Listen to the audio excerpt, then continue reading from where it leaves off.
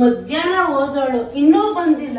ಏನ್ ಮಾಡ್ತಾ ಇದ್ದಾಳು? ತಡಿ, ನಮ್ಮ ಅತ್ತೆ ಹುಷಾರಿಲ್ಲ, ಅವ್ರ ಮಾತ್ರ ತಿನ್ಬೇಕು. ಅಡಿಗೆನೂ ಮಾಡ್ಲಿಲ್ಲ, ಏನೂ ಮಾಡಿಲ್ಲ. ಅತ್ತೆ ಈಗ ಬಂದ? ಅಯ್ಯೋ ಹೋಗ್ತಲಿದ್ದಾರೆ ಅನ್ಸುತ್ತೆ. ಅತ್ತೆ ನನ್ನ ಫ್ರೆಂಡ್ ಅವ್ರ ಅಕ್ಕಂದು ನಾಳೆ ಸೀಮಂತ ಇತ್ತು, ಅದಕ್ಕೆ ಅವಳೇ ಒಡವೆ ಸೀರೆ ಎರಡೂ ಕೊಡ್ತೀನಿ ಬಾ, ನಿನ್ನ ಹತ್ರ ಇಲ್ಲ ಅಂದ್ಲು ಅತ್ತೆ. ಅದಕ್ಕೆ ಈಸ್ಕೊಂಡು ಬರಕ್ಕೆ ಹೋಗಿದೆ ಅತ್ತೆ, ಲೇಟಾಗೋಯ್ತು. ಸಾರಿ ಅತ್ತೆ, ಬೇಜಾರು ಮಾಡ್ಕೋಬೇಡಿ.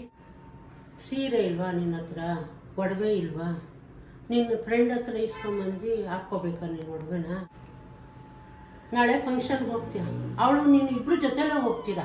ಈ ಸೀರೆ ನಂದು, ಈ ಒಡವೆ ನಂದು ಅಂತ ಅಂದ್ಬಿಟ್ಟು 10 ಜನಕ್ಕೆ ಫ್ರೆಂಡ್ಗೆ ಹೇಳಿದಾಗ ನಿನಗೆಷ್ಟು ಅವಮಾನ ಆಗುತ್ತೆ ಅಂತ ನಿನಗೆ ಗೊತ್ತಿಲ್ವೇನಮ್ಮ? ಚೆನ್ನಾಗಿದ್ದಾಗ ಚೆನ್ನಾಗಿರ್ತಾರೆ, ಚೆನ್ನಾಗಿಲ್ಲದೆ ಹೋದಾಗ ಎಲ್ಲನೂ ಎತ್ತಾಡ್ತಾರೆ ಕಣಮ್ಮ. ಫಸ್ಟು ತೊಗೊಂಡೋಗಿ ಕೊಟ್ಬಿಡಮ್ಮ. ಸರಿ ಅತ್ತೆ, ಆಯಿತು. ನೀವು ಹೇಳೋದ್ರಲ್ಲೂ